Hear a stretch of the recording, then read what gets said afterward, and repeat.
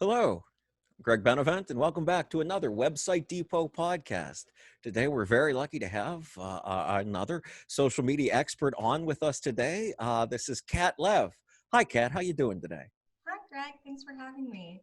Oh, we're glad to have you. So this is, as we go through these daily things, we're trying to set a foundation for business owners, or checking into these things, maybe some basic stuff that you're either hearing for the first time or maybe some fundamentals to brush up on as you move forward. So I know that you've done a lot of work with social media for different businesses. And I Mhm. was wondering, if you had some like real foundational, getting started, meat and potatoes kinds of social media tips for business owners that might be listening, Kat. I'd say the first thing I feel like it's one that's obvious to some and not to others, but branding is very important. That's something I feel like is said all the time, but no one really knows like how to get started with that. But branding is really, what it is that you do, what is it that you like, what is it that you want people to take away from you when they see your company or when they see your page or your product. So with my first job that I ever had, it was a Instagram social media page and they didn't really have any cohesiveness to their feeds. Because that's something that a lot of people will look at your Instagram feeds to see if they want to go to that restaurant, if they want to buy that shirt, if that shirt's going to make them feel cool. If they go to your page and your feed is really disorganized, no colors, you've got no models wearing it, or models that wear it don't look happy and look cool, then you're gonna go with people who are like, oh no, this is an underdeveloped place. I'll come back later, or they want it all. So it's really important because your first impression is everything. And so to take away, any like I would say it's better to have things that are planned out than to just post as you go and like take little camera pics on your phone. I think having a good professional looking photo, having good lighting, and also a color scheme are things that help enhance your feed and enhance your first impression. People have such short attention spans today that if your first impression is dull, they're going to just remember that you were dull. Color is really important too. That's so interesting because that's not something that would ever have occurred to me as like a basics thing. The color scheme, like, is that? And I could also see somebody, a small business owner that owns like a hardware store somewhere, being like, "Oh, geez, how do I start with a color scheme?" Like, it's how's that the kind of what? How can someone discover like, hey, what's a basic good color scheme for my business to get started with? How can they find that out? Well, let's use that as an example. If someone who's just starting a hardware store wanted to start up their social media presence, Hmm. and Instagram is one of the most easiest ones and the most accessible ones. So you would look at like, where are you going to take your photos? Is it going to be on the outside of your building? If your building is yellow or orange, that's already a color that you can use to pose in front of or hold your tools in front of, or just take a picture of the outside. So if you've got your yellow building and your inside, is a white wall, then you already have yellow and white.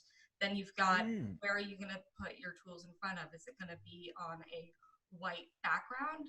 Or are you going to have it on top of wood? So that's already a texture that you're going to be working with.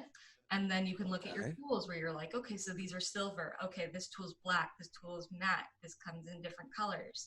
So really, you've got already yellow, white, silver, or whatever accent color that you're working with, and then the material, the texture. So then that's when you break it down. So you're like, okay, that's what you'll work with. And then you can come in with editing too if you want, if you really are wanting to be specific about, color and Hmm. saturation. But for the most part, if you just have the color scheme and it's cohesive and it's pleasing to the eye of whoever's looking at it, you don't really need to go into all like the extra edits of, intense editing or intense effects or this and that, because Wow.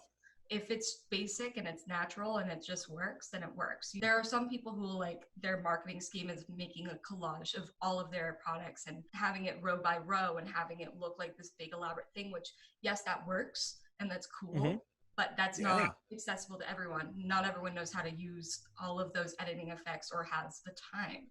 So Right. if you are the person who's running this hardware store, you're doing all the things, this and that, the easiest thing that you can do to make sure that you're doing the most that you can on your own and the cheapest way is to just take a Mhm. look at the color scheme options that you're working with, because that I think is something that's really underrated, but makes such a difference. If you're just posting memes and you're just posting random pictures, it's going to look disorganized.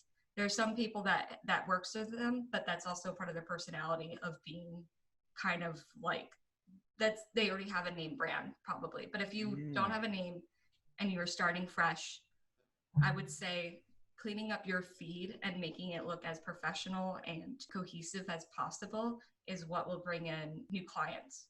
No, that's so interesting. And of course, once like so many things that are foundational and basic, once you explained that, I was like, oh, of course. That's I'd never put it in so many words, but absolutely the idea of that cohesion being such a critical part of it. And I think what I was most struck by and what you said there, Kat, was that, at no point did you suggest that, our hypothetical hardware store owner go out to a studio to get these pictures taken or go out to get something else. It was all drawing upon what they already had.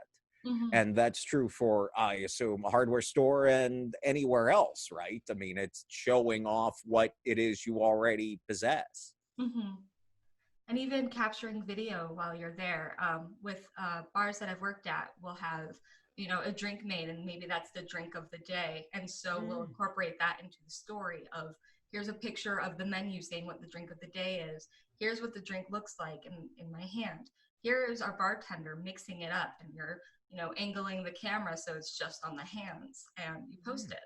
And you've got, the drink of the day on all different platforms. There are many different ways to kind of capture what your product or your company is or does. And I guess the main takeaway I keep coming from this is that you have that the small business owner already has everything they need to get started with this. You don't Mhm. have to run out and get something. I mean, what are the absolute basics you need? You need a phone, your business, and I mean that's more or less it, right? Or I mean, what else? Like, Yes, yeah. Especially with the age that we're in now, I think this is a completely different, what I'm saying about social media now is coming from a 24-year-old who's, graduated college and is now working with different clients. Whereas if I was reading a book that was made and written in like, the 90s or even early 2000s, or an old book, like every year things change. But I think where we are right now with technology is that things are more accessible, and that means so is capturing your product and capturing and marketing your work. And mhm. so, and when it comes down to branding too, if you are doing with tools and this and that, like part of it is also that,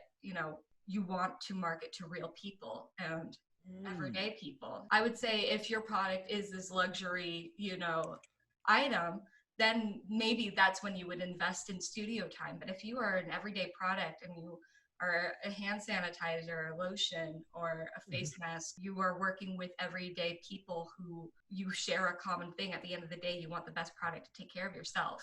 So you're going to Mhm. market towards that. You're not, I mean, yeah. So it all goes down to like also, your brand of who you are marketing to, because it does, that's also, what makes a difference with how you capture it too, because you can do it where it's just a picture of your bathroom, or you can Mhm. take a picture and go to a studio and have, the whole, a lemon falling and it's squeezing in slow motion, and you're like, wow, this is luxurious. But if you are working on your own, Mhm. then yeah, then just take the pictures where it's great lighting, which is very important because that is what makes it look professional. But that's how you capture, what your product is, figuring out who your main target. Absolutely. No, like you said, I mean, that just makes so much sense is that like it, I guess was as with any other kind of marketing in a business, it really does come down to knowing who your customers are. Mhm. I mean, it's like you said. I mean, it's if you're just because so much of the people that listen to this are small business owners, and